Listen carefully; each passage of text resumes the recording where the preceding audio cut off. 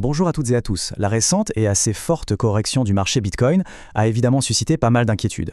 Aujourd'hui, pour Seaportal, on va prendre un peu de recul. On va analyser la situation avec une perspective, disons, calme et factuelle. L'objectif, c'est de comprendre les changements de structure, les changements profonds qui se cachent derrière la simple volatilité des prix. Alors, commençons par un chiffre qui frappe. Moins 44%, c'est la chute du marché des crypto-monnaies depuis son dernier sommet. C'est considérable. Ce qu'on appelle, dans le jargon, une correction de marché. Et elle est, on vient de le voir, particulièrement significative. Pour mettre ça en perspective, pour vraiment saisir l'échelle, on parle de plus de 2000 milliards de dollars de capitalisation. Oui, 2000 milliards. Évaporés. Disparus du marché en l'espace de quelques mois à peine. Une perte de cette ampleur, logiquement, ça aurait dû déclencher une panique totale, une panique généralisée. Et pourtant, ce n'est pas ce qu'on observe.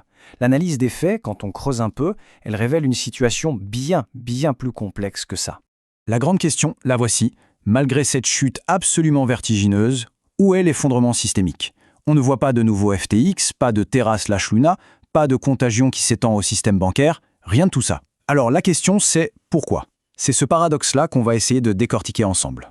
Première partie donc, le paradoxe du marché. Le premier élément qui saute aux yeux, c'est cette divergence des signaux. D'un côté, on a le Bitcoin qui corrige très fortement, et de l'autre, on a l'or, la valeur refuge par excellence, qui, elle, atteint de nouveaux sommets. C'est un premier indice, et il est fondamental.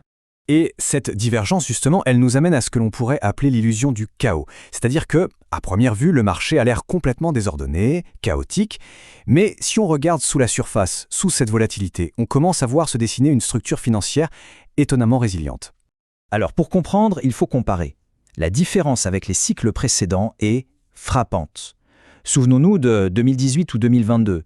Les crashs étaient provoqués par des défaillances internes à l'écosystème. L'effondrement de Terra Luna, la fraude monumentale de FTX, tout ça a entraîné des faillites en cascade. Aujourd'hui, la cause est externe, elle est macroéconomique. Et la grande différence, c'est que le système, lui, ne se brise pas. Ce graphique illustre très bien ce dont on parle. On observe deux comportements complètement distincts. Le Bitcoin, lui, se comporte en ce moment comme un actif de croissance technologique. Il est très corrélé à l'indice Nasdaq, et donc très sensible aux politiques monétaires. A l'inverse, l'or joue son rôle classique, historique, de réserve de valeur. On voit donc que les capitaux ne traitent pas du tout ces deux actifs de la même manière en ce moment. La conclusion qu'on peut en tirer, et elle est cruciale, c'est celle-ci. Le marché ne panique pas, il se repositionne. L'absence d'un effondrement en chaîne, d'un effet domino, nous indique que ce n'est pas un mode panique. Les grands acteurs, les institutionnels notamment, ils semblent être en train de se repositionner stratégiquement et non pas de fuir de manière désordonnée. Bon, cette résilience nous amène donc au cœur de notre analyse d'aujourd'hui, la mutation structurelle du marché. Quelles sont les forces de fond, les mécanismes profonds qui expliquent ce repositionnement stratégique? On voit les institutions vendre, mais la première réaction serait de penser que c'est un abandon. Mais en réalité, il s'agit d'une démarche de gestion de portefeuille tout à fait rationnelle. D'abord, une gestion du risque, tout simplement, dans un environnement macroéconomique qui est très incertain. Ensuite, une rotation des capitaux vers des actifs jugés moins volatiles, plus stables, comme l'or par exemple. Et enfin, des arbitrages stratégiques pour optimiser les portefeuilles. Ce n'est pas de la peur, c'est de la gestion. Un autre pilier de cette mutation, et il est fondamental, c'est l'émergence de ce qu'on appelle les Real World Assets, ou RWA. Alors, qu'est-ce que c'est? C'est assez simple à comprendre. Imaginez qu'on puisse prendre un actif du monde réel, un bien immobilier, une obligation d'État, une œuvre d'art, et le représenter sous la forme d'un jeton numérique, un token, sur une blockchain. C'est ça la tokenisation. C'est une sorte de pont technologique qui se construit entre la finance traditionnelle et l'écosystème numérique. Et attention, ce n'est pas du tout anecdotique, on pend d'une augmentation de plus de 300% de la valeur totale de ces actifs tokenisés juste sur les 12 derniers mois. C'est énorme. Et ça démontre un vrai mouvement de fond.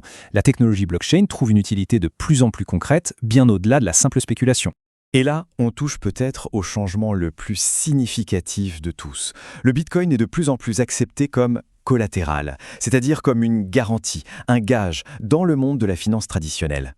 Très récemment, l'agence de notation S&P a même évalué un produit financier qui était adossé à du Bitcoin. C'est une première. Et c'est un tournant absolument majeur qui ancre le Bitcoin, qu'on le veuille ou non, dans le système financier mondial. Donc si on résume, plusieurs facteurs expliquent cette solidité inattendue du système. On a les injections de liquidités de la Réserve fédérale qui jouent un rôle, bien sûr. On a aussi l'évolution des règles comptables, qui est très importante pour les entreprises qui détiennent des cryptos. Et on a, comme on vient de le voir, l'intégration progressive du Bitcoin comme collatéral et la croissance des RWA. Tout ça, ça contribue à professionnaliser l'infrastructure, à la rendre plus robuste et donc à prévenir une crise systémique. Et il y a un dernier signal qui est assez contre-intuitif mais qui renforce toute cette analyse.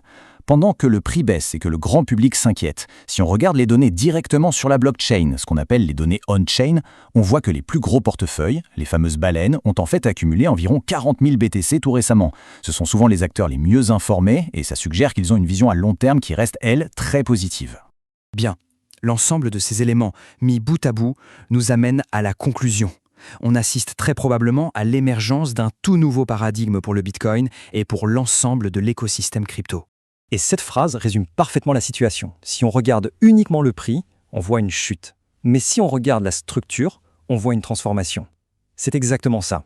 Le prix, c'est un indicateur bruyant, il est plein de volatilité, plein de signaux contradictoires. L'analyse de la structure du marché, des fondations technologiques, elle, révèle une histoire bien différente. Une histoire de transformation profonde. On pourrait schématiser l'évolution du Bitcoin en 3 grandes phases. La première phase, c'était l'actif rebelle, presque idéologique, et surtout purement spéculatif. Ensuite, on est entré dans une deuxième phase, celle d'un actif de croissance technologique, avec un prix de plus en plus lié aux marchés actions, comme le Nasdaq. Et aujourd'hui, il semble qu'on entame une troisième phase, celle où il devient un composant, une brique de l'infrastructure financière mondiale. Il est progressivement intégré au système. Ce qui est donc essentiel de comprendre, c'est que le capital institutionnel, ce qu'on appelle parfois le capital intelligent, il ne s'est pas évaporé dans la nature.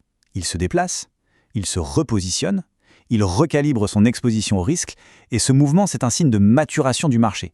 Ce n'est pas forcément un signe de fin de cycle. Et tout ça, ça nous laisse avec une question fondamentale pour l'avenir. Alors que cet écosystème devient de plus en plus complexe, de plus en plus intégré à la finance mondiale, est-ce que le prix est encore le seul indicateur pertinent pour en juger la valeur ? L'analyse, en tout cas, devra sans aucun doute devenir beaucoup plus fine, beaucoup plus nuancée. Voilà pour cette analyse. Si elle a permis d'éclairer certains points, un j'aime est toujours apprécié, il soutient notre travail. Et pour ne pas manquer nos prochains décryptages, le meilleur moyen est de s'abonner à Science Portal et d'activer les notifications. Merci de votre attention et à très bientôt pour une nouvelle